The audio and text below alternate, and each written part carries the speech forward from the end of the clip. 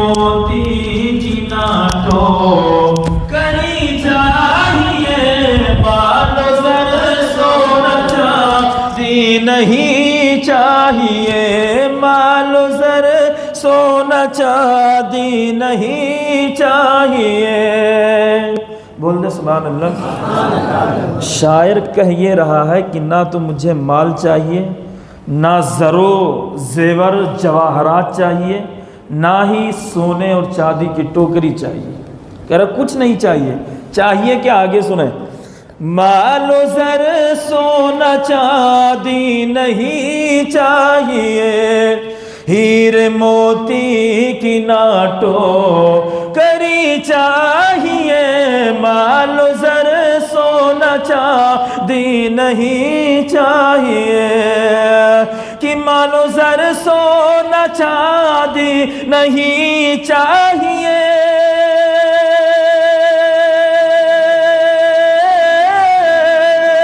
ہیرے موتی کی ناٹو کری چاہیے، آرزو میرے دل کی ہے بس اے خدا، آرزو میرے دل کی ہے بس اے خدا، ان کے دربار میں نوکری چاہیے، آرزو میرے دل کی ہے بس اے خدا، ان کے دربار میں نوکری چاہیے، مال و زر سونا چاندی نہیں چاہیے۔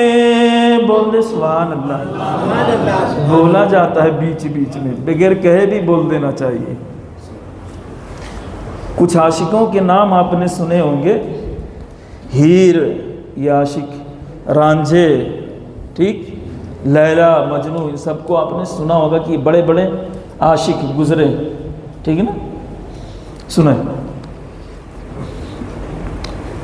شیر فرہاد مجنوں ہو یا ہیر ہو،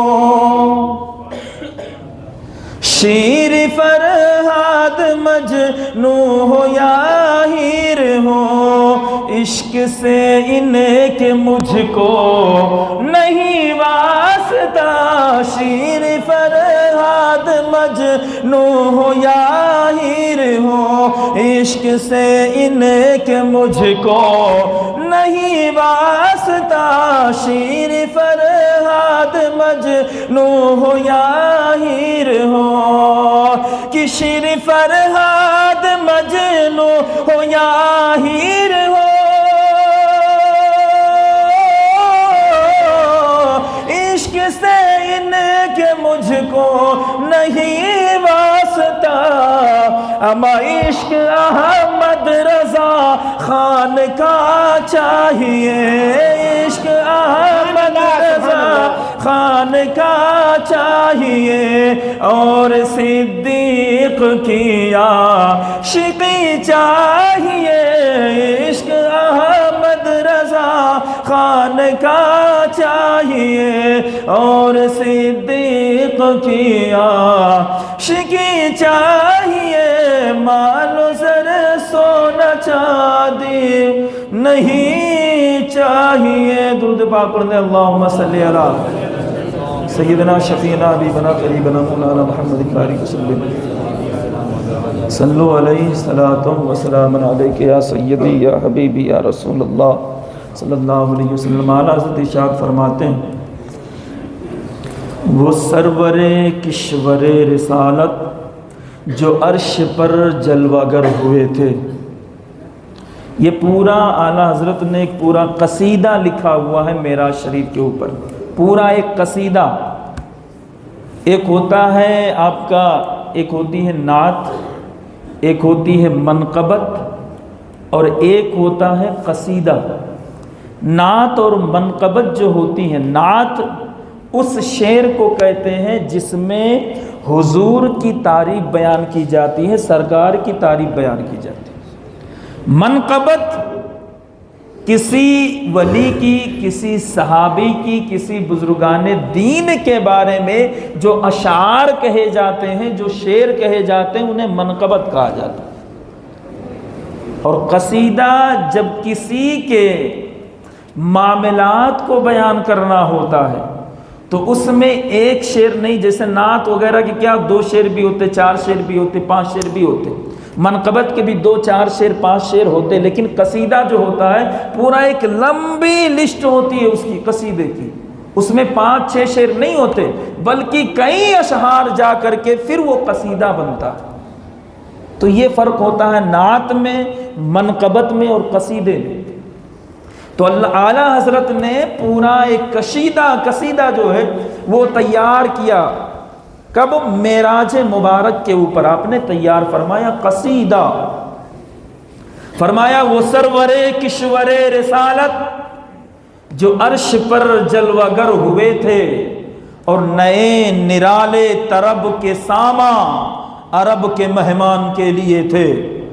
سبحان اللہ بولا جاتا ہے، نئے نرالے طرب کے ساما عرب کے مہمان کے لیے تھے، اور فرمایا وہی ہے اول، وہی ہے آخر، وہی ہے ظاہر، وہی ہے باطن، وہی ہے اول، وہی ہے آخر، وہی ہے ظاہر، وہی ہے باطن، اما اسی کے جلوے اسی سے ملنے اسی سے اس کی طرف گئے تھے، اسی کے جلوے اسی سے ملنے اسی سے اس کی طرف گئے تھے۔ اور فرماتے ہیں کہ خدا نبی رحمت شفیع امت، نبی رحمت شفیع امت، رضا پہ للہ ہو عنایت، نبی رحمت شفیع امت، رضا پہ للہ ہو عنایت۔ اور فرماتے ہیں وہ خاص صدقہ جو رب کے ذریعے رضا کا کچھ بھی ہو وہ حصہ ہمیں عنایت، فرمایا کہ وہ حصہ جو ہے آپ کو اللہ رب العزت نے، اس پہ میں بعد میں آنا چاہتا ہوں، وہ حصہ جب آپ سے اللہ کی ملاقات ہوئی تو فرمایا وہ حصہ جو آپ کو اللہ نے دیا اس میں سے ذرہ بر رضا کے خاتے میں بھی ڈال دیں۔ تو فرمایا کہ اعلیٰ حضرت نے جو اشعار پورے قصیدے کے کہے ہیں، پورا قصیدہ اس میں ہر ایک شعر اور ہر ایک نقطہ جو ہے وہ صرف اور صرف معراج مصطفیٰ پہ دلالت کرتا۔ اب اپنے موضوع پہ آ جاتے ہیں، نہیں تو آپ بور ہو جائیں گے۔ موضوع کیا ہے؟ موضوع یہ ہے معراج مصطفیٰ، اللہ کے رسول ہوئی معراج پہ آ جائے فل فارم، میں نے شاید پچھلے سال بھی بولا ہوگا اگر یاد ہے آپ کو، معراج میم عین رے الف اور جیم، کتنے حروف ہو گئے؟ 5 حروف، میم عین رے الف اور جیم، 5 حروف، 5 حروف سے مل کر کے معراج بنا، ٹھیک ہے نا؟ اب اگر اس کے فل فارم پہ اگر ہم غور کریں تو آپ کو پتہ چلے گا، ہمارے اکابرین نے بیان کیا اس کو، فرماتے ہیں معراج میم سے محمد صلی اللہ علیہ وسلم کو، بولے سبحان اللہ، میم سے محمد صلی اللہ علیہ وسلم کو، میم کے بعد دوسرا حرف جو معراج میں آتا وہ عین، معراج، تو فرمایا عین سے عرش اعظم پر، عرش معلی پر، وہ عرش جہاں حضرت جو ہے جبریل امی یا اس سے بھی آگے وہ عرش اعظم، فرمایا محمد صلی اللہ علیہ وسلم کو عین سے عرش اعظم پر بلایا۔ پھر تیسرا حرف جو ہے وہ را ہے، را، فرمایا را سے راتوں رات بلایا، محمد صلی اللہ علیہ وسلم کو عرش اعظم پر راتوں رات بلایا۔ کب بلایا؟ راتوں رات بلایا۔ بلایا کس نے؟ معرا، را کے بعد الف آتا ہے، الف سے اللہ نے بلایا، اب بول دو سبحان اللہ، الف سے اللہ نے بلایا، میم سے محمد صلی اللہ علیہ وسلم کو، عین سے عرش اعظم پر بلایا، اور را سے راتوں رات بلایا، اور الف سے اللہ نے بلایا۔ کس لیے؟ جیم، جیم، فرمایا جلوہ جہاں آرا کی زیارت کے لیے بلایا، جلوہ جہاں آرا کی زیارت کے بلایا۔ اللہ رب العزت نے اپنے محبوب صلی اللہ علیہ وسلم کو راتوں رات جو ہے عرش اعظم پر جلوہ جہاں آرا کی زیارت کے لیے بلایا، اسی کو معراج کہا جاتا ہے۔ یہ ایک فل فارم ہو گیا۔ اب بات کریں تو میں بیان شروع، بات اتنی ہے اللہ قسم، بات کہاں شروع کریں؟ دیکھیں میں ایسی جگہ سے شروع کرتا ہوں کہ آپ کو سمجھ میں آئے۔ اللہ کے نبی صلی اللہ علیہ وسلم کو اللہ رب العزت نے پیدا کرنا چاہا تو وہ نور جو تھا، آپ کی روح مبارکہ جو نور کی شکل میں تھی، وہ نور حضرت عبداللہ کے پشت مبارک میں، ٹھیک، حضرت عبداللہ کے پشت مبارک میں تھی۔ پھر اللہ رب العزت نے اس کو نکال کر کے حضرت آمنہ کے شکم میں رکھا۔ غور سے سنیں نہیں تو سمجھ نہیں آئے گا۔ شکم میں رکھا کس کے؟ حضرت آمنہ کے، نکاح ہوا شکم میں رکھ دیا۔ تو ابھی حضور 2 مہینے کے تھے، کتنے؟ پیٹ میں 2 مہینے کے تھے کہ آپ کے والد گرامی کا انتقال ہو جاتا۔ حضرت عبداللہ کا جو آپ کے والد گرامی ہیں، آپ کا انتقال ہو جاتا، ٹھیک۔ اب انتقال ہو گیا تو فرشتوں نے رب سے عرض کیا، یا اللہ یہ تیرا محبوب ہے، امام الانبیاء ہے، سب سے بڑے نبی ہیں، تمام نبیوں کے سردار ہیں، اب تو ان کو پیدا کرے گا تو یتیم پیدا کرے گا، کیونکہ باپ کا تو انتقال ہو گیا، والد صاحب کا انتقال ہو گیا۔ تو رب فرماتا ہے کہ میرا محبوب یتیم نہیں ہوگا، یتیم وہ ہوتا ہے جس کا کوئی سہارا نہ ہو، اور میں میرے محبوب کا سہارا ہوں، میری ذات میرے محبوب کا سہارا ہے۔ تو جب میں سہارا ہوں تو دنیا کے سارے سہارے ایک طرف ہو جاتے ہیں، میرا سہارا ایک طرف ہو جاتا ہے۔ پھر جس ذات کا سہارا رب بن جائے باخدا وہ کبھی یتیم نہیں ہوا کرتا ہے، وہ یتیم نہیں ہوا کرتا ہے۔ تو رب فرماتا ہے کہ اپنے محبوب کا سہارا تو میں ہوں، پھر یتیم کا کوئی مسئلہ نہیں۔ حضور پیدا ہوئے تو پھر آپ کی عمر مبارک غالباً جب 4 سال کی ہوئی یا 6 سال کی ہوئی تو 6 سال کی عمر میں والدہ کا بھی انتقال ہو گیا۔ غم دیکھیں کتنے مل رہے ہیں، ماں کے پیٹ میں تھے، باپ کا انتقال ہو گیا، 6 سال کے ہوئے ماں کا انتقال ہو گیا۔ اب جو ہے کس نے پالنا شروع کیا؟ دادا نے، حضرت عبد المطلب نے۔ 8 سال کے ہوئے تو دادا کا بھی انتقال ہو گیا، سنیں نہیں تو مزہ نہیں آئے گا۔ 8 سال کے ہوئے تو دادا کا بھی انتقال ہو گیا، ٹھیک۔ اب عمر مبارک بڑھتی گئی، پال کون رہا ہے؟ اب حضرت ابو طالب آپ کے چچا پال رہے ہیں، اب پال رہے ہیں، عمر بڑھتی گئی۔ جب آپ کی عمر مبارک 25 سال کی ہوئی تو حضرت خدیجۃ الکبریٰ سے جو 2 مردوں سے پہلے بیوہ ہو چکی تھی ان کے ساتھ نکاح فرمایا۔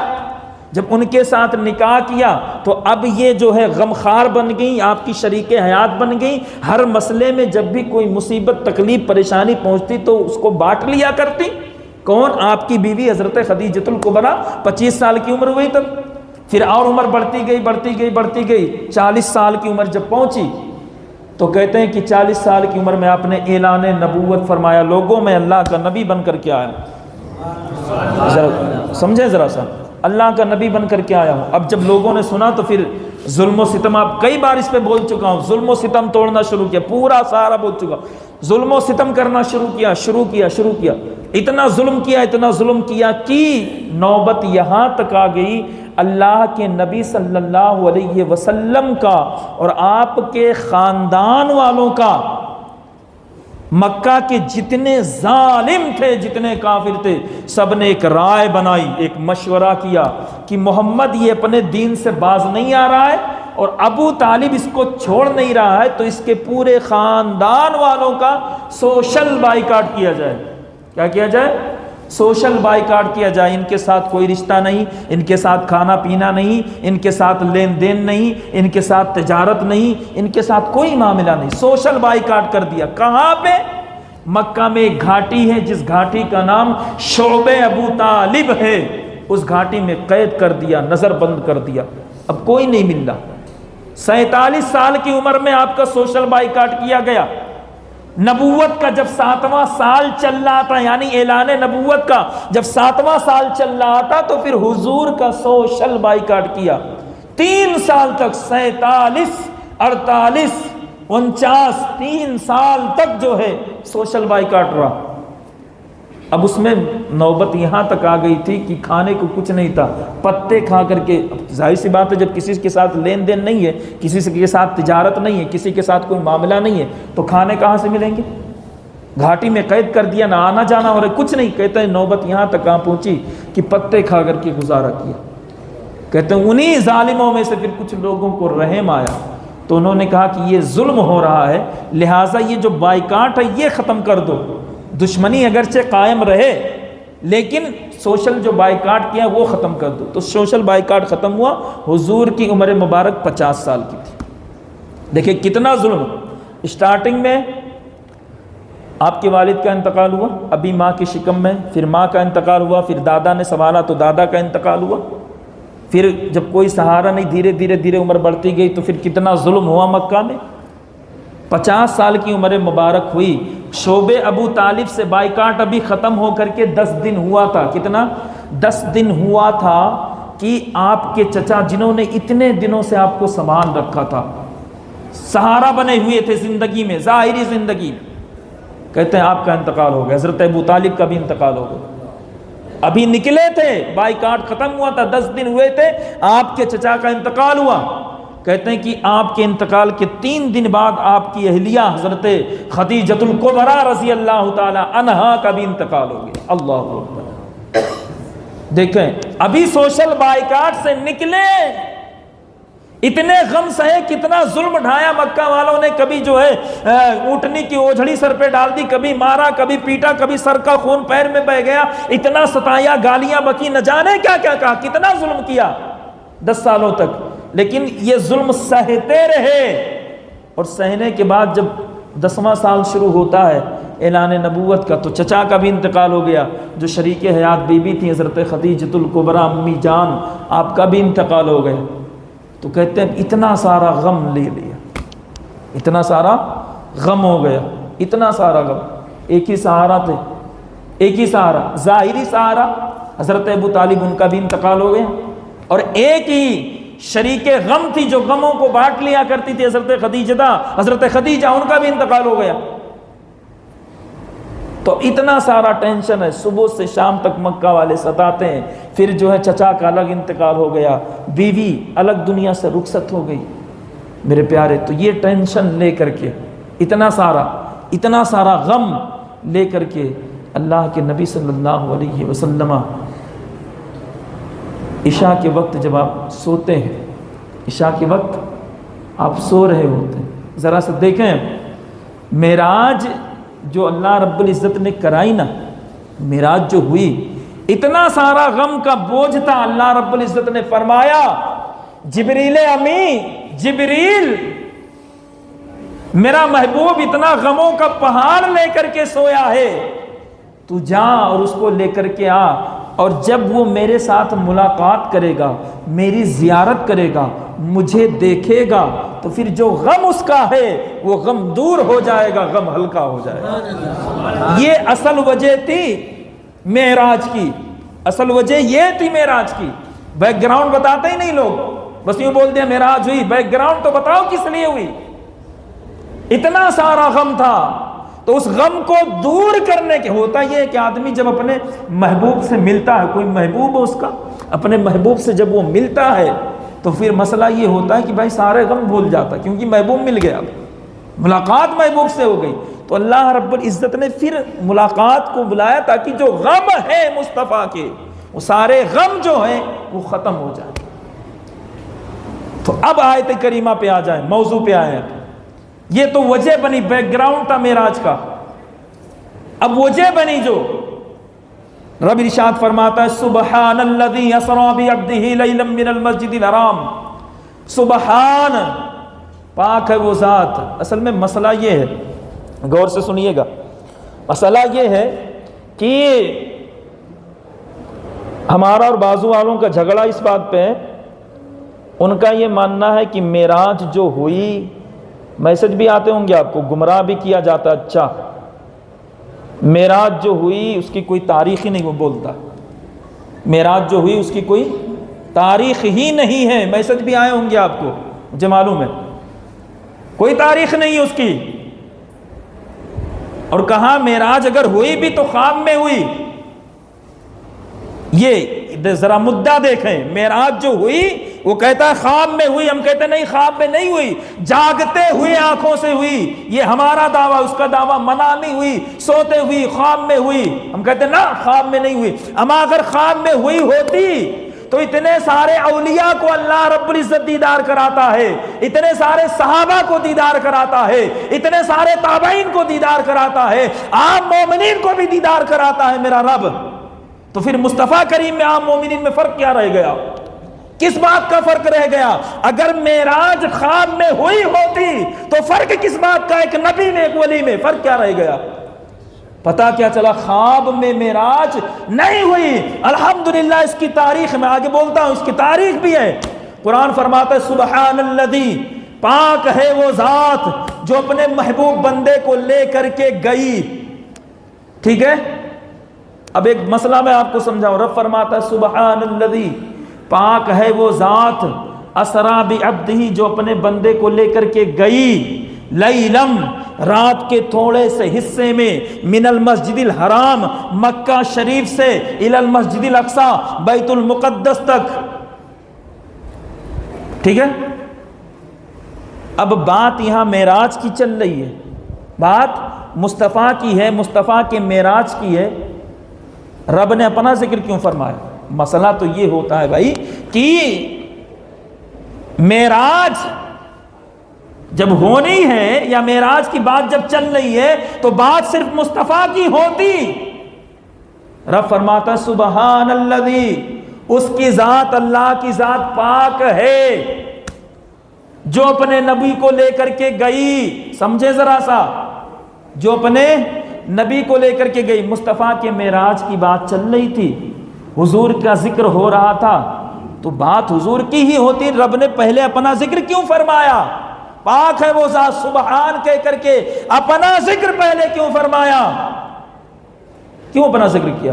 ایسے ہی دوسری جگہ، دوسرے مقام پر، دوسری آیت میں اللہ رب العزت جب صحابہ کی عظمت بیان کرتا ہے اور رتبہ ان کا بیان کرتا ہے تو بات صحابہ کی تھی تو ذکر بھی صحابہ ہی سے شروع ہونا تھا، کرنا تھا۔ ایسے ہی یہاں معراج میں جب بات معراج کی تھی، مصطفیٰ کی تھی، مصطفیٰ کے عظمت کی، مصطفیٰ کے بلندی کی، مصطفیٰ کے رتبے کی بات تھی تو بات مصطفیٰ سے ہی شروع کرنی تھی، اپنے ذات سے کیوں شروع کی؟ ایسے ہی دوسری آیت میں فرمایا محمد الرسول اللہ، محمد اللہ کے رسول ہیں، والذین معہ اشداء علی الکفار، اور جو ان کے ساتھ ہیں وہ کفار پر سخت ترین ہیں، کفر سے سخت ترین ہے۔ میرے پیارے، اب دیکھیں وہاں صحابہ کی عظمت بیان کر رہا ہے، لیکن عنوان، ٹاپک جو بنایا وہ پہلے مصطفیٰ کو بنایا۔ یہاں پر بات مصطفیٰ کی ہو رہی تھی، لیکن ٹاپک جو بنایا پہلے خود کی ذات کو رب نے بنایا۔ ذرا سا سمجھیں، سمجھنے کی کوشش کریں۔ بات کیا تھی؟ سبحان الذی اسرا، پاک ہے وہ ذات جو اپنے محبوب بندے کو لے کر کے گئی۔ بات مصطفیٰ کی تھی، مصطفیٰ کے معراج کی تھی، مصطفیٰ کی عظمت کی تھی، مصطفیٰ کے بلندی کی تھی، مصطفیٰ کے رتبے کی تھی، تو رب نے مصطفیٰ ہی کا ذکر کرنا تھا۔ اپنا ذکر پہلے کیوں لے کر کے آیا؟ اسی طریقے سے دوسری جگہ، دوسری آیت میں رب نے جب صحابہ کی عظمت کو بیان کیا، صحابہ کے رتبے کو بیان کیا، صحابہ کی بلندی کو بیان کیا، تو رب نے صحابہ کے ذکر سے شروع نہیں کیا، بلکہ جو ہے مصطفیٰ کے ذکر سے شروع کیا۔ آخر مسئلہ کیا؟ کیا مسئلہ؟ کیوں شروع کر رہا ہے؟ کیوں شروع کر رہا ہے؟ تو فرمایا کہ جب عنوان، جب بات صحابہ کی ہو اور جب رتبہ اور عظمت اور شان صحابہ کی بیان کرنی ہوتی ہے تو عنوان مصطفیٰ تجھے بناتا ہو، اور جب بات تیرے عظمت کی آتی ہے اور تیرا رتبہ بیان کرنا ہوتا ہے اور تیری بلندی بیان کرنی ہوتی ہے تو مصطفیٰ عنوان کسی اور کو نہیں بلکہ اپنے ذات کو بیان کر کے پھر کہتا ہوں سبحان الذی اسرا۔ بات دیکھیں ذرا سا، اب جب رب کسی چیز کو اپنے جو ہے نام سے جب بیان کرتا ہے تو وہ چیز چھوٹی نہیں ہوتی۔ یہ سبحان الذی جو ہے نا، سبحان کا جو لفظ ہے، سبحان کا جو لفظ ہے یہ قسم کے لیے بھی آتا ہے۔ کس کے لیے؟ قسم کے لیے بھی آتا ہے، قسم کے لیے رب قسم کھا رہا ہے کہ قسم ہے اس کی جو پاک ہے۔ اب ذرا دیکھیں کہ اگر معراج خواب میں ہوتی تو قسم کھانے کی ضرورت کیا تھی؟ یوں ہی بول دیتا، قسم کیوں کھا رہا ہے؟ پتا کیا چلا، معراج جو ہے وہ نیند میں خواب میں نہیں ہوئی تھی بلکہ جاگتے ہوئے آنکھوں سے ہوئی تھی، اس لیے تو رب نے قسم کھا کر کے بیان فرمایا سبحان الذی، پاک ہے وہ ذات جو اپنے بندے کو لے کر کے گیا۔ اب میرے مصطفیٰ کریم کے پیارے دیوانوں، مصطفیٰ کریم کو لے کر کے گیا کون؟ رب لے کر کے گیا۔ اب یہی جو اعتراض آج بازو والا کرتا ہے، وہی اعتراض مکہ والوں نے کیا تھا جب میرے آقا معراج سے لوٹ کر کے آئے اور صبح بیان کیا لوگوں رات میں مسجد حرام سے مسجد اقصیٰ گیا، مسجد اقصیٰ سے ساتوں آسمان پہ گیا، ساتوں آسمان سے سدرۃ المنتہا پہ گیا، سدرۃ المنتہا سے عرش اعظم پہ گیا، عرش اعظم سے رب کی بارگاہ میں گیا، رب کی زیارت کی، زیارت کر کے پھر واپس آیا۔ جب مکہ والوں نے سنا، مکہ کفار نے، ابو جہل نے اور دیگر کافروں نے جب سنا تو انہوں نے ہنگامہ مچا دیا، ہنگامہ مچا دیا کہ اما یہ کیسے ہو سکتا ہے، یہ کیسے ہو سکتا ہے کہ ایک لمحے میں، ایک منٹ میں، ایک آن میں کوئی، یہ کیسے ہو سکتا ہے کہ کوئی اتنی لمبی مسافت طے کر لے، اتنا بڑا راستہ طے کر لے، یہ کیسے ممکن ہو سکتا ہے؟ سوچنے والی بات ہے نا۔ تو مکہ والوں کے دماغ میں نہیں آ رہا تھا، ذہن میں نہیں آ رہی تھی یہ بات کہ یہ کیسے ممکن ہے کہ کوئی بندہ اتنے سے رات کے حصے میں اتنی لمبی مسافت طے کرے۔ ابھی اگر آپ نے جو ہے مکہ شریف سے بیت المقدس فلسطین جانا ہو تو کتنا ڈسٹینس ہے معلوم ہے آپ کو؟ اما کئی دن لگ جائیں گے، کئی دن لگ جائیں گے۔ تو مکہ والوں کو یہی بات نہیں سمجھ میں آ رہی تھی کہ اتنے سے وقت میں کوئی جو ہے مسجد حرام سے مسجد اقصیٰ گیا، بیت المقدس گیا، پھر ساتوں آسمان پہ گیا، سدرۃ المنتہا پہ گیا، اور جو ہے دوسری اللہ کی زیارت کی بھی لوٹ بھی آیا۔ اتنے وقت میں کیسے؟ اتنے وقت میں زنجیر بھی ہل بھی رہی تھی، دروازے کی کنڈی ہل بھی رہی تھی، پانی گرم بھی تھا، پانی بہہ بھی رہا تھا، بستر بھی گرم تھا۔ آخر یہ کیسے ممکن ہے؟ مکہ میں ہنگامہ برپا کر دیا جیسے آج بازو والا برپا کرتا ہے ہنگامہ، کہ یہ تو کوئی شے ہی نہیں یار۔ میسج بھی آئے ہوں گے، پڑھا ہوگا آپ نے میسج، میں نے پڑھا، تم بالکل جو ہے بالکل ہکا رہ گیا کہ یہ کیا بات ہوتی ہے، کیسے گمراہ کرتے ہیں تم کو، اللہ قسم کیسے گمراہ کیا جاتا۔ کہتا ہے تو اس کا کوئی ثبوت ہی نہیں ہے، کہتا کوئی ثبوت نہیں ہے۔ میرے پیارے یہی تو مکہ والوں نے کہا تھا کہ یہ خواب میں ہو سکتا ہے، ظاہر میں نہیں ہو سکتا۔ میرے آقا فرماتے ہیں ظاہر میں گیا تھا، ظاہر میں گیا تھا۔ میرے آقا فرماتے ہیں بھائی خواب کی بات ہوتی تو مکہ والے ویسے مان لیتے بھی خواب ہے، آدمی کچھ بھی کر سکتا ہے، تو بات خواب کی نہیں تھی، ظاہر کی تھی، تبھی تو مکہ والوں نے ہنگامہ کیا تھا، تبھی مکہ والوں نے ہنگامہ برپا کیا کہ یہ کیسے ممکن ہے ایک بندہ تھوڑے سے رات کے وقت میں اتنی لمبی مسافت پہ آئے جائے، آسمانوں کی سیر کر لے، کیسے ہو سکتا ہے؟ تو میرے پیارے رب نے اس کا جواب دیا، رب نے جواب دیا اس کا، کہا میرے پیارے سنو، ایسا ہے یہ جو دعویٰ کیا جا رہا ہے پاک ہے وہ ذات جو اپنے بندے کو لے کر کے گئی، تم جو میرے محبوب سے الجھ رہے ہو نا، الجھ رہے ہو میرے محبوب سے، میرا محبوب یہ تھوڑی کہہ رہا ہے کہ میں گیا تھا، میرا محبوب یہ نہیں کہہ رہا کہ میں گیا نا، میرا محبوب یہ نہیں کہہ رہا کہ میں گیا، میرا محبوب تو یہ کہہ رہا کہ میرا رب لے کر کے گیا۔ اگر یہ کہتے کہ میں گیا اور میں نے وہ سب دیکھ کر کے میں واپس آیا، اتنی لمبی مسافت طے کی، تو پھر بات بنتی تھی، لیکن میرا محبوب تو کہیں نہیں رہا کہ میں گیا تھا، بلکہ محبوب یہ کہہ رہے پاک ہے وہ ذات، وہ رب پاک ہے جو اپنے بندے کو لے کر کے گیا۔ اب جب رب کی بات آتی ہے تو میرا رب ان اللہ علی کل شیء قدیر ہے، ہر شے پر قدرت رکھتا ہے۔ تم ایک لمحے کی بات کرتے ہو، اما پلک جھپکتے ساتوں آسمان کیا تحت الثری سے لے کر کے عرش معلی تک بھی اپنے محبوب کو دکھا سکتا ہے۔ تم بات کر رہے تھے تو کہا کہ محبوب سے مت الجھو، میرا محبوب تھوڑی دعویٰ کر رہا ہے، دعویٰ تو میں کر رہا ہوں کہ میں اپنے محبوب کو لے کر کے گیا۔ اب جس کو سوال کرنا ہے میرے پاس آئے، میں جواب دیتا ہوں۔ اسرا، پاک ہے وہ ذات جو لے کر کے گئی، رب لے کر کے گیا۔ فرمایا نا اسرا لے کر کے گیا رب. تو محبوب یہ نہیں کہہ رہے میں اپنی طاقت سے گیا، اپنی قوت سے گیا، نا، محبوب تو یہ کہہ رہے ہیں کہ میرا رب لے کر کے گیا. رب نے بیان فرمایا اسرا، پاک ہے وہ ذات جو لے کر کے گیا اپنے محبوب کو لیلم، رات کے تھوڑے سے حصے میں. اب ذرا سا میں آپ کو اسپیڈ کی ریلیٹیوٹی سمجھاتا، پڑھے لکھے لوگ ہیں تو سمجھ میں آئے.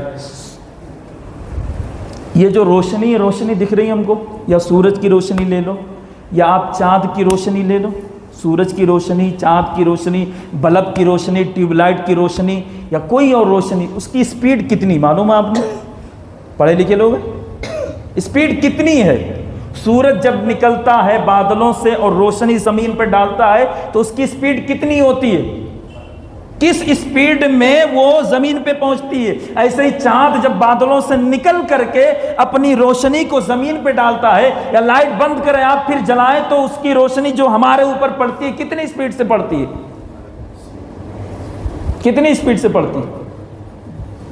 البرٹ آئنسٹائن، یہ بہت بڑا سائنسدان ہے، تو اس نے جو ہے اس کو لکھا اور کہا اس کی اسپیڈ جو ہے 1 سیکنڈ میں کتنا؟ 1 سیکنڈ میں 3 لاکھ کلومیٹر.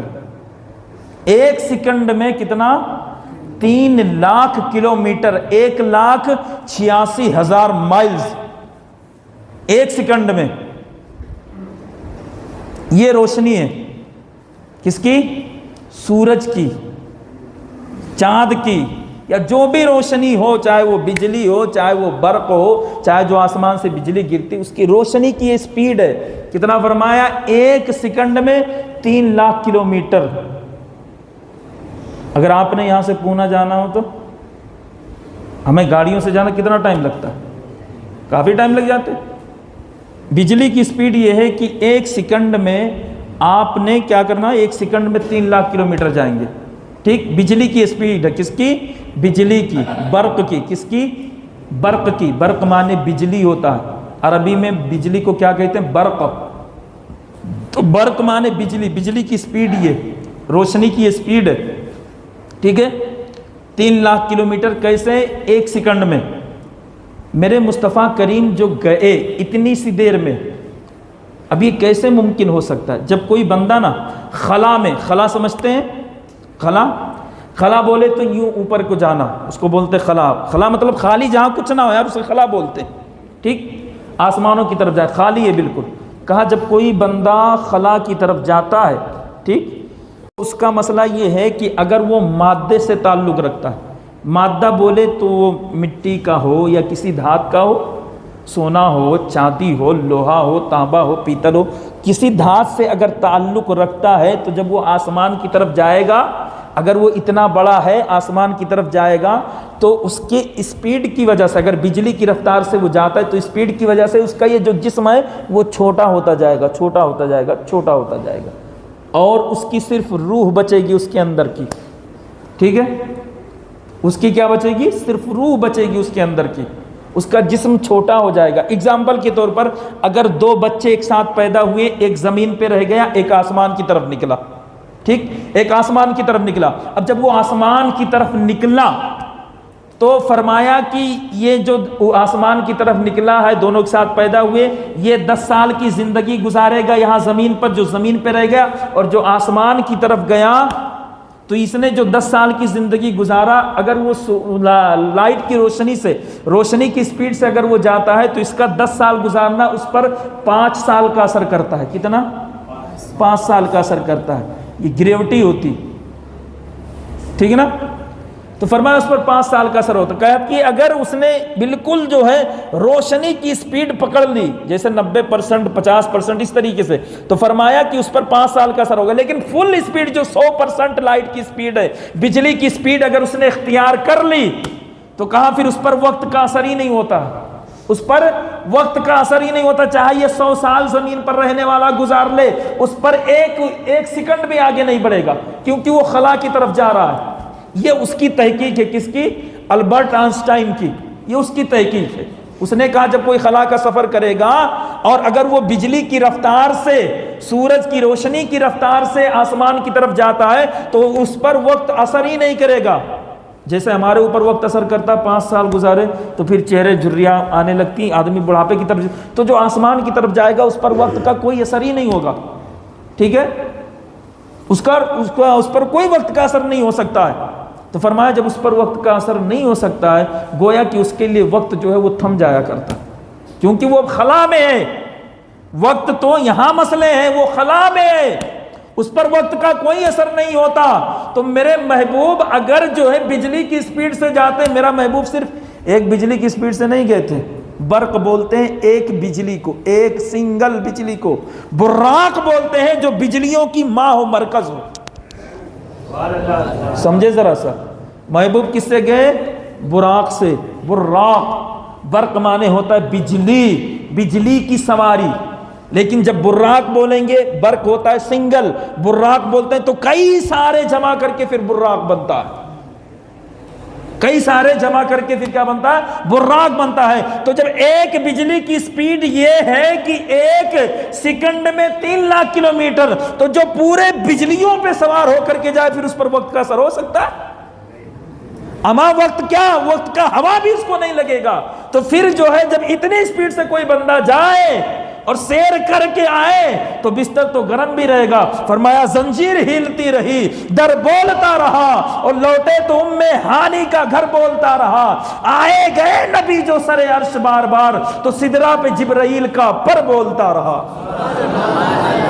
سدرا پہ جبرائیل کا پر بولتا رہا۔ اب موضوع پہ آتے ہیں، یہ تو سمجھانے کے لیے، اب موضوع پہ آتے ہیں۔ رب ارشاد فرماتا ہے، میں نے بتایا کیا بیک گراؤنڈ کیا تھا، محبوب سوئے ہوئے، محبوب آرام فرما، اتنا سارا ٹینشن ہے۔ رب نے کہا جبریل جاؤ۔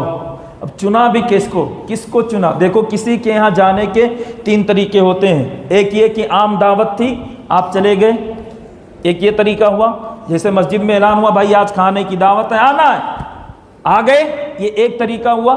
ایک طریقہ یہ کہ جو بھائی آپ کو بلایا بھی گئے، نہیں آپ نے آنا، آپ کو کال بھی لگا دیا، اس نے دعوت تو دی لیکن کال بھی لگا دیا، تو یہ دوسرا طریقہ ہوا۔ ایک ہوتا ہے تیسرا طریقہ کہ دعوت بھی دی، کال بھی کیا، بلایا بھی، اور اس کے لیے سواری بھی بھیج دی، یہ تیسرا طریقہ۔ تو رب نے اپنے محبوب کو کیا فرمایا؟ جبریل کو کہا جبریل براق کو لے کر کے جا۔ وہ براق جو کئی سالوں سے متمنی تھی، اس کی قسمت جاگی، رب نے فرمایا اس کو لے کر کے جا، براق کو جبریل لے کر کے جاؤ۔ جبریل آئے۔ اب دیکھیں ہوتا یہ ہے کہ آدمی کی جب شان دکھانی ہو نا تو صرف اس کے لیے سواری نہیں بھیجا جاتا، ساتھ میں خادم بھی بھیجا جاتا ہے کہ کہیں صاحب کو تکلیف نہ ہو جائے، کوئی ساتھ میں لے کر کے آنا۔ بات دیکھیں ذرا سا، شان کیا میرے آقا کی، کوئی تکلیف نہیں ہونی چاہیے۔ تو کہتے ہیں کہ جبریل آئے تو مصطفیٰ کریم، میں نے بتایا نا کہ سوئے ہوئے تھے، وہ غم وہ مسائل تھے، سوئے ہوئے تھے، اور حضور نے کبھی پیر پھیلا کر کے آپ نے نہیں سوئے، پیر نہیں پھیلایا، ہمیشہ پیر سمیٹ کر کے سرکار سوتے تھے، لیکن اس رات مسئلہ ایسا تھا کہ غم کی حالت، آپ نے پیر بھی پھیلائے۔ جبریل آئے، عرض کیا یا اللہ تیرا محبوب تو سو رہا ہے، تیرا محبوب تو سو رہا ہے، جگاؤں کیسے جگاؤں؟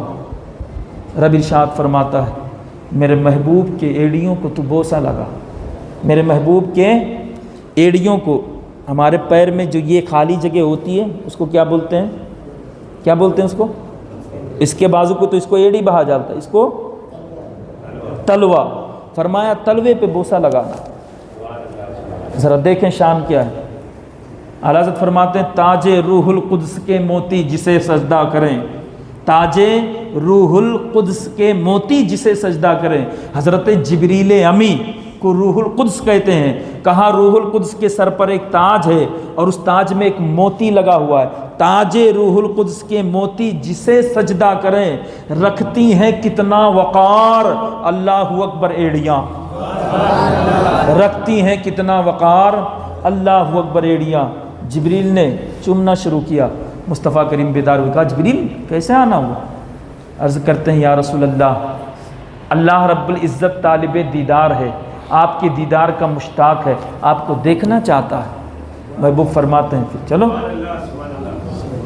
اب مسئلے پہ آ جائیں، یہ تو ہو گیا جگایا اور جگا کر کے اب نکلنا ہے۔ تو اب جانے کے لیے حضور کا شق صدر فرمایا. شق صدر سمجھتے ہیں؟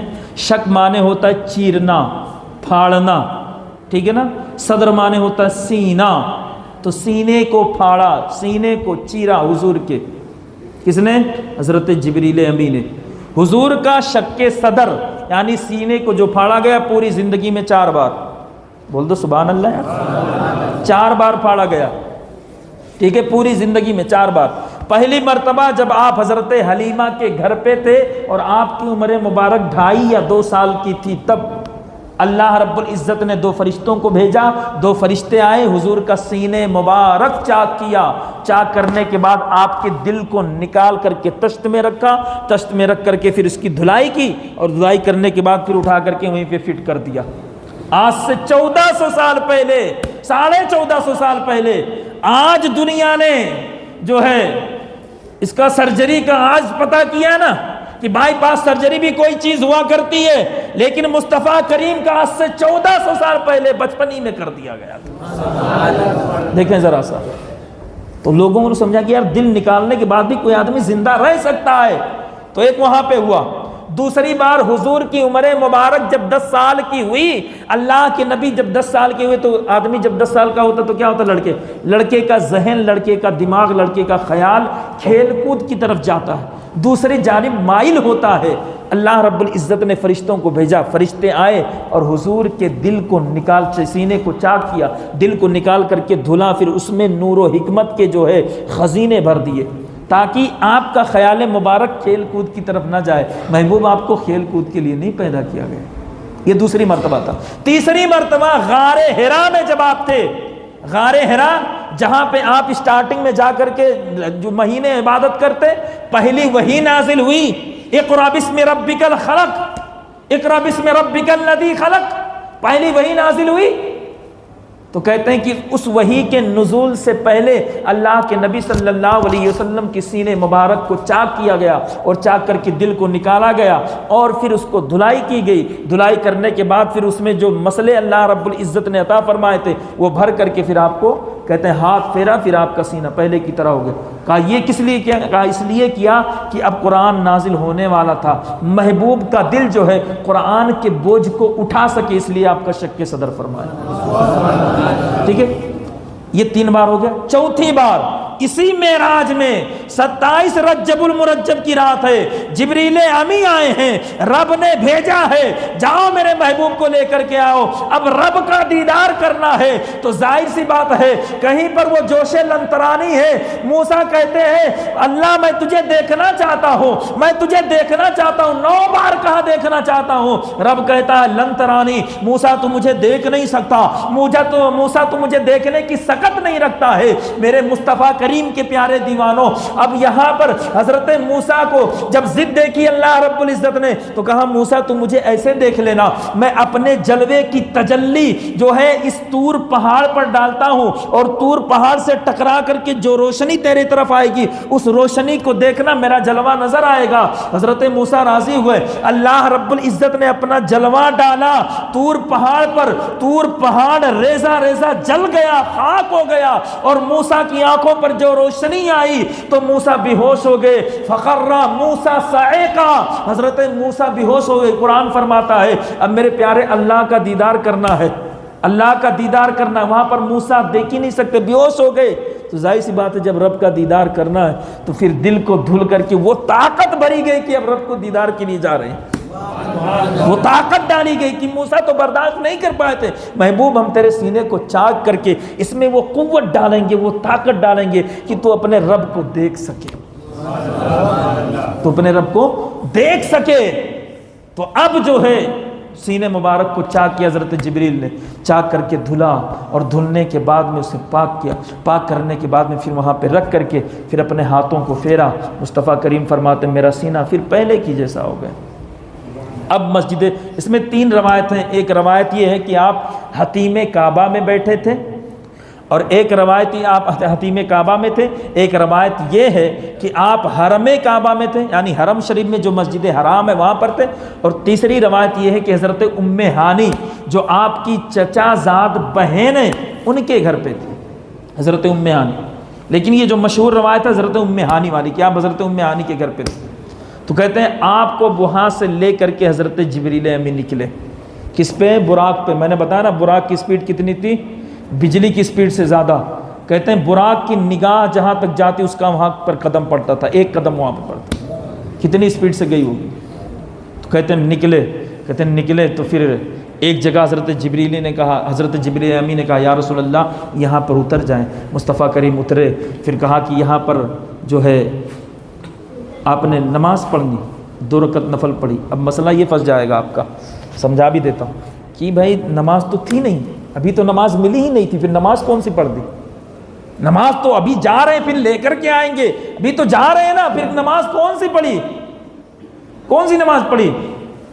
تو فرماتے ہیں دیکھیں حضرت آدم نے بھی شکرانے کی نماز پڑھی ہے، حضرت نوح نے بھی پڑھی ہے جب کشتی سے اترے تو، اور اسی طریقے سے اور دیگر سارے انبیاء کرام نے پڑھی ہے، ہر نبی نے پڑھا شکرانے کی نماز۔ تو وہ شکرانے کی نماز تھی جو پڑھی تھی، وہ کوئی فرض نماز یا واجب نماز نہیں تھی، بلکہ شکرانے کے طور پر کہ رب کے دیدار کے لیے جا رہے ہیں تو شکرانے کے طور پہ پڑھا 2 رکعت۔ کہاں پہ اترے، 2 رکعت نفل پڑھی اور جو ہے شکرانے کی نماز پڑھی، پڑھ کر کے پھر جو ہے حضرت جبریل امی سے کہا جبریل امی یہ جگہ کون سی ہے؟ کہا یہ یثرب ہے، جب آپ ہجرت کر کے یہاں پر آئیں گے تو یہی جگہ مدینہ بن جائے گا، مدینہ بن جائے گا۔ تو کہتے ہیں اب پھر وہاں پر سواری پر بیٹھے براق پہ اور پھر آگے نکلے۔ کہتے ہیں آگے نکلے تو پھر آپ کا اس جگہ پر جانا ہوا جہاں پر حضرت موسیٰ علیہ السلام نے جو ہے یعنی طور سینا پر، کوہ طور پر آپ کا جانا ہوا، جہاں پر اللہ رب العزت کی تجلی نے حضرت موسیٰ کو بے ہوش کر دیا تھا، وہاں پر گئے۔ اب جب وہاں پر پہنچے وہاں بھی نماز پڑھی، پھر جبریل سے پوچھا جبریل یہ کیا ہے، یہ کون سی جگہ؟ کہا یہ جگہ طور سینا ہے جہاں پر حضرت موسیٰ علیہ السلام نے رب کی زیارت کے لیے ضد پکڑی تھی اور رب نے اپنا جلوہ اس پہاڑ پر ڈالا تھا۔ اب اس سے یہ پتہ چلتا ہے کہ جو مبارک جگہ ہیں، مقدس مقامات ہیں، وہاں پر جانا سنت مصطفیٰ ہے۔ بھائی موسیٰ تو کب کے چلے گئے نا، مسئلہ ختم ہو گیا تھا، پر وہ جگہ مقدس تھی، حضور کو وہاں پر لے جایا گیا۔ ایسے ہی جو ہے مدینہ منورہ اسی طریقے سے پھر فرماتے ہیں کہ آپ کو جو ہے اس جگہ لے جایا گیا جہاں پر حضرت عیسیٰ علیہ السلام کا جو ہے آپ کی ولادت ہوئی تھی، مولود عیسیٰ پر لے جایا گیا جہاں پر حضرت عیسیٰ علیہ السلام پیدا ہوئے تھے۔ تو ان مقدس مقامات پر لے جایا گیا۔ اس سے یہ پتہ چلتا ہے کہ جو مقامات ہمارے بزرگوں سے، ہمارے اسلاف سے، ہمارے اولیاء سے، ہمارے صحابہ سے، ہمارے نبیوں سے تعلق رکھتے ہیں، جو جگہیں، ان جگہوں پہ جانا، ان کی زیارت کرنا، وہاں پر شکرانے کی نماز پڑھنا، یہ کوئی بدعت نہیں بلکہ یہ تو جو ہے سنت مصطفیٰ صلی اللہ علیہ وسلم۔ کہتے پھر وہاں سے نکلے، جب نکلے آقا دو جہاں صلی اللہ علیہ وسلم تو راستے میں اللہ کے نبی حدیث شریف ہے، فرمایا انی رأیت موسیٰ، میں نے موسیٰ کو دیکھا قائماً کھڑے ہوئے، یصلی علیہ، جو کھڑے ہو کر کے مجھ پر کیا پڑھ رہے تھے؟ یصلی، سلام پڑھ رہے تھے، درود پڑھ رہے تھے۔ موسیٰ کو دیکھا۔ اب ایک مسئلہ یہاں پر دیکھیں ذرا سا، حضرت موسیٰ کو کہاں دیکھا؟ قبر میں۔ مصطفیٰ کریم براق سے جا رہے ہیں، قبر میں دیکھا موسیٰ کھڑے ہو کر کے سلام پڑھ رہے ہیں۔ اب جن لوگوں کو کھڑے ہو کر کے سلام پڑھنے میں دقت ہو رہی ہے نا، ان کو یہ بات سمجھنی چاہیے کہ حضرت موسیٰ تو موت کے بعد بھی، اس دنیا سے جانے کے بعد بھی کھڑے ہو کر کے سلام پڑھتے ہیں، اور تو زندہ ہو کر کے جو ہے بیٹھ کر کے سلام پڑھ رہا ہے۔ مسئلہ دیکھ ذرا سا، مسئلے دیکھیں ذرا سا۔ تو میرے مصطفیٰ کریم کے پیارے دیوانوں، اب حضرت موسیٰ کو دیکھا۔ اب مسئلہ یہاں پہ یہ پھنس جائے گا کہ اللہ کے نبی صلی اللہ علیہ وسلم نے یہاں حضرت موسیٰ کو دیکھا، پھر آپ جو ہے وہاں سے بیت المقدس نکلے، بیت المقدس کی جگہ پر پہنچے، بیت المقدس پہنچے تو وہاں سارے انبیاء تھے، حضرت موسیٰ بھی تھے۔ تو یہ کیسے ممکن ہے کہ ابھی تو حضرت موسیٰ اپنے قبر میں یہاں تھے؟ یہ کیسے ممکن؟ ابھی تو موسیٰ اپنے قبر میں یہاں تھے، پھر اتنی جلدی حضور سے پہلے وہاں بھی پہنچ گئے حضور کا استقبال کرنے بیت المقدس میں؟ فرمایا نا سبحان الذی اسری بعبدہ لیلا من المسجد الحرام، مسجد حرام سے الی المسجد الاقصی، مسجد اقصی تک۔ تو ابھی تو موسیٰ یہاں قبر میں تھے، اتنی جلدی جب حضور مسجد اقصی پہنچ رہے ہیں تو آپ وہاں بھی استقبال کے لیے کھڑے، کیسے ممکن ہے؟ تو فرماتے ہیں کہ حضرت موسیٰ نے عرض کیا میرے مولا آج کی رات تیرا محبوب ادھر سے گزرنے والا ہے، اس راستے سے گزرے گا جس راستے میں میری قبر ہے، تو میرے مولا تو کرم اتنا کرم کہ مجھے یہ طاقت دے کہ میں یہاں پر بھی تیرے محبوب کی زیارت کر لوں اور وہاں پر بھی تیرے محبوب کی زیارت کر لوں۔ اب آپ بولیں گے پھر آپ کی اسپیڈ جو ہے براق سے بھی زیادہ ہو گئی، تو اگر نبی کی اسپیڈ ایک جانور سے زیادہ ہو جائے تو اس میں حیرت کی بات کیا ہے؟ نبی کی اسپیڈ، نبی کی رفتار اگر جانور سے براق سے زیادہ ہو جائے تو تعجب کی بات کیا ہے؟ براق کوئی نبی تھوڑی تھا، وہ تو ایک سواری تھی، اگر سواری سے نبی کی اسپیڈ زیادہ ہو جائے تو اس میں حیرت کی بات کیا ہے؟ کوئی بات نہیں۔ تو کہتے ہیں جب آپ وہاں پر پہنچے، ادھر میرے آقا صلی اللہ علیہ وسلم حضرت جبریل امی کے ساتھ بیت المقدس پہ قدم رنجا ہوئے، تو پھر وہ جگہ تھی جہاں پر پرانے انبیاء کرام اپنی سواریوں کو باندھا کرتے تھے، وہ جگہ بنی ہوئی تھی۔ تو کہتے ہیں حضرت جبریل امی نے آپ کی سواری کو اس جگہ پر باندھا جہاں انبیاء کرام اپنی سواریوں کو باندھتے تھے، باندھا۔ کہتے ہیں اب گئے، اندر گئے، اب سارے انبیاء کرام وہاں موجود ہیں استقبال کے لیے، سب زیارت کر رہے ہیں سارے انبیاء۔ کہتے ہیں ابتدائے آفرینت سے لے کر کے جتنے انبیاء حضور سے پہلے تک آئے ہیں سارے وہاں موجود تھے، 1,24,000 یا کم و بیش 2,24,000 انبیاء کرام سارے وہاں موجود تھے۔ مصطفیٰ کریم گئے، میرے آقا نے امامت فرمائی، سب کی امامت فرمائی، سب نے میرے مصطفیٰ کے اقتداء میں نماز پڑھی، سب نے میرے مصطفیٰ کے اقتداء میں نماز پڑھی۔ اعلیٰ حضرت فرماتے ہیں نا کہ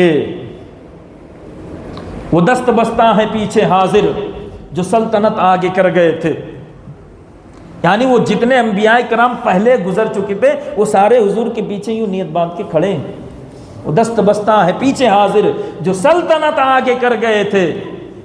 کہتے ہیں نماز اقصا میں تھا یہی سر، بیاں ہو مانے اول آخر۔ کہتے ہیں وہ دست بستہ تھے پیچھے حاضر جو سلطنت آگے کر گئے تھے۔ سارے مصطفیٰ کریم نے امامت فرمائی، امامت کے بعد مصطفیٰ کریم باہر نکلے تو وہاں پر کھانے پینے کا انتظام تھا، کھانے پینے کا۔ تو مصطفیٰ کریم کے سامنے 3 چیزیں پیش کی گئی، 3 پیالے پیش کیے گئے، ایک پیالے میں پانی تھا اور ایک پیالے میں جو ہے شراب تھی، یہ شراب نہیں جنت کی شراب، اور ایک پیالے میں دودھ تھا۔ 3 پیالے مصطفیٰ کریم کے سامنے پیش کیے گئے۔ اللہ کے نبی صلی اللہ علیہ وسلم نے پانی کو بھی نہیں اٹھایا، شراب کو بھی نہیں اٹھایا، دودھ کو اٹھایا، دودھ کا پیالہ اٹھا کر کے پیا، اور پینے کے بعد میں اس میں سے تھوڑا سا بچا کر کے رکھ دیا۔ کہتے ہیں رکھنا تھا وہ غائب ہو گئے۔ حضرت جبریل امی نے کہا یا رسول اللہ آپ نے فطرت کو پا لیا، آپ نے فطرت کو پا لیا۔ یہ فطرت ہوتی ہے نا ہماری کہ بھائی ہمارے سامنے پانی بھی ہے اور جو ہے شراب بھی ہے، یہ والی شراب نہیں بھائی، دوسرے شراب، شربت بھی ہے اور جو ہے دودھ بھی ہے، تو انسان عموماً دودھ ہی کو پسند فرماتا ہے، یہ انسانی فطرت ہوا کرتی۔ تو کہتے ہیں یا رسول اللہ آپ نے نا یہ جو پیا نا دودھ، اس میں سے تھوڑا بچانا نہیں تھا؟ تو حضور فرماتے جبریل کیوں بچانا کیوں نہیں تھا؟ کہا حضور آپ نے تھوڑا بچا دیا نا تو اب یہ تھوڑی امت آپ کی جو ہے یہ جہنم کی طرف جائے گی۔ حضور فرماتے ہیں جبریل لاؤ پورا پی لیتے ہیں۔ کہا نہیں یہ بھی ہو گیا جو ہونا تھا۔ کہا آپ نے پورا پی لیا ہوتا تو ساری امت جنت میں جاتی، آپ نے تھوڑا جو بچا دیا نا، اب تھوڑی امت جو ہے جہنم کی طرف جائے گی۔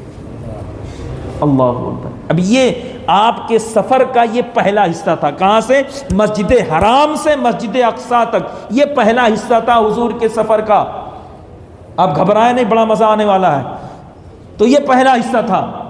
اب پھر وہاں سے چلنا ہے، آسمانوں کی طرف جانا ہے، اب خلا کی طرف جانا ہے، اب عرش اعظم کی طرف جانا ہے، اب سدرۃ المنتہا کی طرف جانا ہے۔ تو میرے مصطفیٰ کریم کے پیارے دیوانوں، حضرت جبریل امی ساتھ میں ہے، مصطفیٰ کریم بھی ساتھ میں ہے، سوار ہو گئے براق پہ، آسمان کی طرف رخ کیا ہے۔ پہلے آسمان کے جب دروازے پر پہنچے ہیں تو میرے پیارے آسمان میں بے شمار دروازے ہیں اور جبریل ہمیشہ آتے جاتے ہیں، ان کو کوئی روک ٹوک نہیں ہے، کوئی نہیں روکتا، کوئی نہیں ٹوکتا، کیونکہ ان کا آنا جانا ہمیشہ ہوتا ہے۔ کہتے ہیں حضور کے ساتھ جب پہنچے دروازہ کھٹکھٹایا، اندر سے آواز آئی کون؟ کہا جبریل ہوں۔ کہا اچھا کوئی اور ہے ساتھ میں؟ تو کہا ہاں محمد رسول اللہ صلی اللہ علیہ وسلم۔ کہا محمد ہے؟ کہا پھر دروازہ کھول دیا گیا۔ دروازہ کھولا گیا تو میرے آقا صلی اللہ علیہ وسلم، میرے آقا صلی اللہ علیہ وسلم اور حضرت جبریل امی پہلے آسمان میں داخل ہوئے۔ دیکھیں جبریل ہمیشہ آتے جاتے ہیں، تو کبھی نہیں پوچھا بھائی کون ہے، کون آ رہا ہے، کون جا رہا ہے، نہیں، لیکن آج حضور کو لے کر کے گئے تو پھر پوچھا گیا، دروازے پہ پہرے دار بھی ہے، کیونکہ شان ہے نا محبوب کی، محبوب کی شان ہے کہ میرا محبوب کے لیے خاص دروازہ ہے اور اس سے کوئی فرشتہ نہیں آ جا سکتا، میرا محبوب آئے گا تبھی اس دروازے کو کھولنا ہے، میرا محبوب آئے گا تبھی اس دروازے کو کھولنا ہے۔ میرے مصطفیٰ کریم کی کہتے ہیں اللہ کے نبی صلی اللہ علیہ وسلم جب آپ پہلے آسمان پر پہنچے تو پھر حضرت آدم علی نبینا علیہ الصلوۃ والتسلیم سے ملاقات ہوتی، سلام کیا اللہ کے نبی نے، سلام کرتے ہیں، حضرت آدم جواب دیتے، دیکھا حضرت آدم علی نبینا علیہ الصلوۃ والتسلیم آپ اپنے جب داہنے طرف منہ کرتے آپ تو مسکراتے تھے، بائیں طرف منہ کرتے تو جو ہے غم کے آثار جو ہے، غم کی حالت آپ کی جو اس پہ آ جایا کرتی تھی۔ مٹھائی آ گئے اس کا مطلب یہ ہے کہ بند کرنا، یہ علامت ہوتی ہے کہ بھائی مٹھائی آ گیا تو اب بند کریے۔ چلیے پھر درود پاک پڑھ لیں، اللہم صلی علی سیدنا شفیعنا حبیبنا قریبنا مولانا محمد بارک وسلم صلو علیہ صلاۃ و سلام علیک یا سیدی یا حبیبی یا رسول اللہ صلی اللہ علیہ وسلم۔ جلدی لے آئیں تو پھر میں بولوں، ایک بار اور درود پاک پڑھ لیں، اللہم صلی علی سیدنا شفیعنا حبیبنا قریبنا مولانا محمد بارک وسلم صلو علیہ صلاۃ و سلام علیک یا رسول اللہ صلی اللہ تعالی علیہ وآلہ وسلم۔ تو میرے پیارے، اب مصطفیٰ کریم پہلے آسمان پہ، میرے آقا صلی اللہ علیہ وسلم پھر وہاں سے دوسرے آسمان پر گئے۔ دوسرے آسمان پر جب پہنچے تو حضرت زکریہ علیہ السلام، حضرت زکریہ علیہ السلام سے ملاقات ہوئی، میں مختصراً بیان کرتا ہوں، پھر ان کو سماعت کیا، اس کے بعد میں پھر تیسرے آسمان پر پہنچے، پھر وہاں پر جا کر کے جو ہے حضرت ادریس علیہ السلام سے ملاقات ہوئی، چوتھے آسمان پر پہنچے حضرت عیسیٰ علیہ السلام سے ملاقات ہوئی، پانچویں آسمان پر پہنچے حضرت یوسف علیہ السلام سے ملاقات ہوئی، چھٹے آسمان پر پہنچے حضرت جو ہے موسیٰ علیہ السلام سے ملاقات ہوئی، اور ساتویں آسمان پر پہنچے حضرت ابراہیم علیہ نبینا علیہ الصلوۃ والتسلیم سے ملاقات ہوئی۔ ٹھیک ہے نا؟ اب حضرت ابراہیم کو دیکھا تو حضرت ابراہیم بیت معمور پر یوں ٹیک لگا کر کے بیٹھے ہوئے تھے، یوں بیٹھے ہوئے، قریب گئے، سلام کیا، السلام علیکم، سلام کیا، جواب دیا۔ بیت معمور سمجھتے ہیں؟ بیت معمور نہیں سمجھتے؟ بیت معمور جیسے ہمارے یہاں دنیا کے بیچوں بیچ میں خانہ کعبہ بنا ہے، سمجھیے ذرا سا، دنیا کے بیچوں بیچ میں خانہ کعبہ بنا ہے، ہم جاتے ہیں طواف کرتے ہیں، وہاں خانہ کعبہ کا طواف کرتے ہیں، حج کرتے ہیں نا، ایسے ہی آسمانوں کے بیچوں بیچ میں اللہ رب العزت نے جیسے یہاں بیت اللہ خانہ کعبہ بنا رکھا ہے، ٹھیک اسی کے اپوزٹ میں، سیدھا اسی کے سیدھا ہی پہ، سیدھا بالکل آسمان پہ، ساتویں آسمان پہ بیت معمور بنا رکھا۔